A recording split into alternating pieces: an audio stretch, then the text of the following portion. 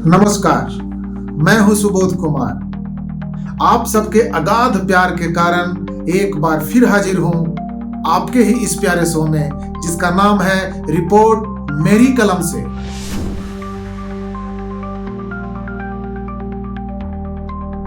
उन्नीस में सोवियत संघ से कटकर तकरीबन 15 देश वहीं 2002 में इंडोनेशिया से कटकर पूर्वी तिमोर नाम का एक अलग देश बना। 1947 में भारत के भी विभाजन हुए और 2 देश बना, पाकिस्तान और भारत। लेकिन आपको ये जानकर हैरानी होगी कि भारत से गए जितने भी लोग पाकिस्तान पहुंचे, उनको आज तक भी उन्हें रहने का अधिकार शायद ही मिल पाया है। वो विस्थापित हैं, लेकिन भारत से गए जो वो लोग थे, उनकी जमीनें जो भारत में बची, वो यहाँ के मुसलमानों को दे दिया गया। ये कांग्रेस के सरकार के समय में हुआ।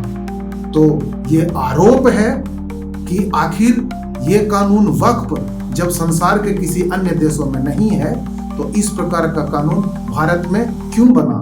आखिर ये वक्फ बोर्ड है क्या? तो आइए जानते हैं विस्तृत रूप से हम अपने इस रिपोर्ट में। वक्फ बोर्ड क्या है? आरोप है, क्या वक्फ बोर्ड गजवाए हिंद की राह का पहला कदम है? क्या वक्फ बोर्ड एक लैंड जिहाद है कि नेहरू परिवार और कांग्रेस के तुष्टीकरण का अनूठा नमूना है? आखिर क्या है वक्फ बोर्ड?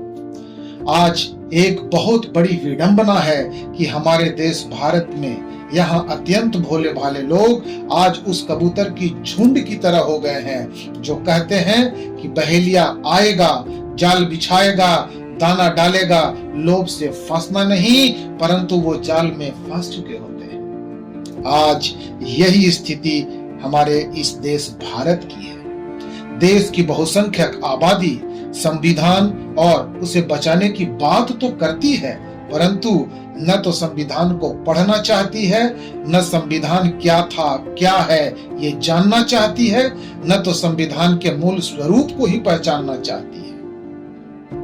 आज देश में कई ऐसे मुद्दे हैं जो देश को खोखला करने के लिए पर्याप्त हैं। ये कुछ ऐसे मुद्दे हैं जो बाबा साहब लिखित मूल संविधान को या तो आंखें दिखा रहे हैं या उन्हें चिढ़ा रहे हैं। मैं बात कर रहा हूं वक्फ बोर्ड जैसे कानून की। ये वक्फ बोर्ड क्या है? इसकी क्या प्रासंगिकता है? जब पूरे संसार में वक्फ जैसे कोई शब्द भी किसी सरकारी दस्तावेज में नहीं है, तो आखिर भारत में इसकी जरूरत क्यों पड़ी?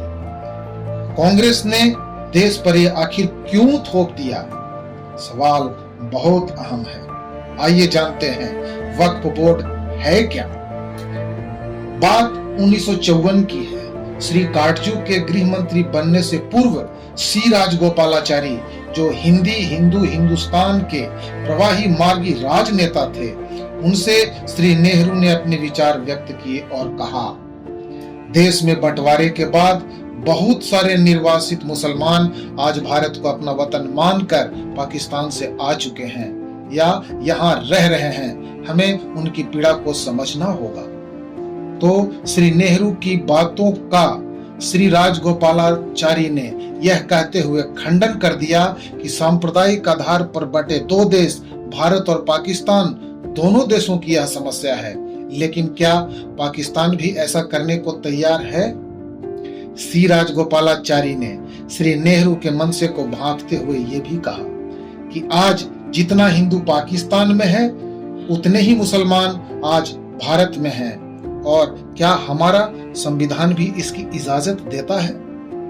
श्री नेहरू का ये सुनना कहां मंजूर था, क्योंकि उनकी नजरों में गृह मंत्री राजगोपालाचारी की बातों से वही बू आ रही थी जैसा अक्सर सरदार पटेल की बातों से कभी आया करती थी। फिर क्या था? गृह मंत्री काटजू जी गृह मंत्री बना दिए गए। इधर वक्फ बोर्ड का बिल भी संसद में पास हो चुका था।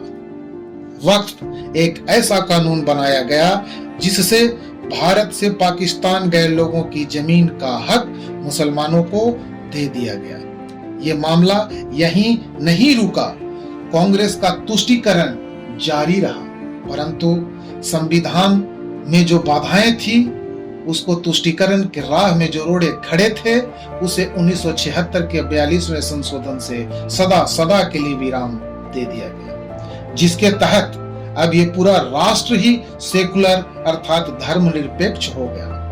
अब वक्फ जैसे कानून को चुनौती देना एक कठिन कार्य हो गया। साल 1984 आया। इंदिरा जी की हत्या के बाद तत्कालीन राजीव गांधी के ऊपर बहुत बड़ी जिम्मेदारी आ गई और वो बहुमत से सरकार बनाने में कामयाब हो गए। एक बार पुनः वक्फ जैसे कानून को और मजबूत बना दिया गया। देश भले ही विभिन्न समस्याओं से गुजर रहा था, परंतु सरकार तुष्टीकरण के खेल में लगी हुई थी। साल 1991 में प्लेसेस ऑफ वर्शिप एक्ट भी कांग्रेस इसी बीच ले आई, जिसके बाद में कभी चर्चा करेंगे। लेकिन 1995 में श्री नरसिम्हा राव की सरकार ने वक्फ जैसे कानून को इतना सशक्त कर दिया कि इस वक्फ बोर्ड की शक्तियों को अगर भस्मासुर भी कह दिया जाए तो कोई अतिशयोक्ति नहीं होगी। मैं आपको एक उदाहरण से समझाता हूँ। बात इलाहाबाद हाई कोर्ट की है, जिसके खिलाफ वक्फ बोर्ड का एक नोटिफिकेशन जारी होता है कि इलाहाबाद हाई कोर्ट वक्फ बोर्ड की जमीन पे बनी है। अब इलाहाबाद हाई कोर्ट जो खुद बड़े बड़े फैसले लेती थी वो वक्फ बोर्ड के आगे गिड़गिड़ाने लगी कि ये गलत है, इलाहाबाद हाई कोर्ट अपनी जगह पे बनी है। लेकिन ये वक्फ का कानून ऐसा था कि हाई कोर्ट को इस मामले में सुप्रीम कोर्ट तक जाना पड़ा।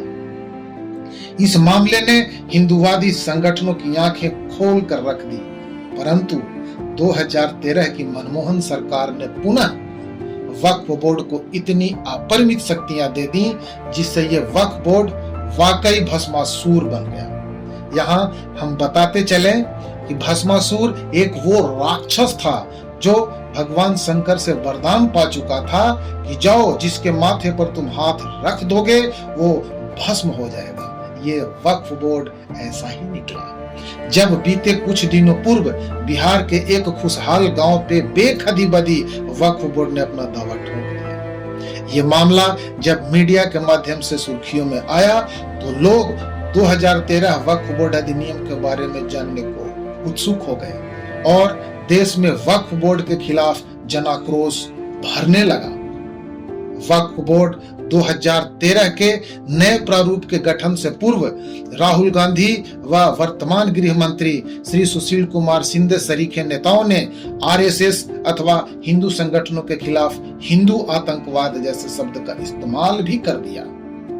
आज देश के सभी हाई कोर्टों में तकरीबन 118 से अधिक पीआईएल वक्फ के खिलाफ लग चुके हैं। सितंबर 2024 में राज्यसभा के वरिष्ठ सदस्य श्री हरदेव सिंह यादव ने तो राज्यसभा में एक प्राइवेट बिल भी वक्फ के खिलाफ लाया है। नियम के मुताबिक अनुच्छेद 139 में और 139 के कुछ खंडों के तहत सभी 118 से अधिक पीआईएल को सुप्रीम कोर्ट ऑफ इंडिया में लाया जा सकता है। सुप्रीम कोर्ट के वरिष्ठ वकील अश्विनी उपाध्याय के पीआईएल को आधार मानकर अगर निर्णय लिए गए तो ये वक्फ का कानून भारत से सदा सदा के लिए खत्म हो सकते हैं। श्री अश्विनी ने अपने पीआईएल में ये कहा है कि संसार के अन्य देशों में इस प्रकार का कानून कहीं नहीं है।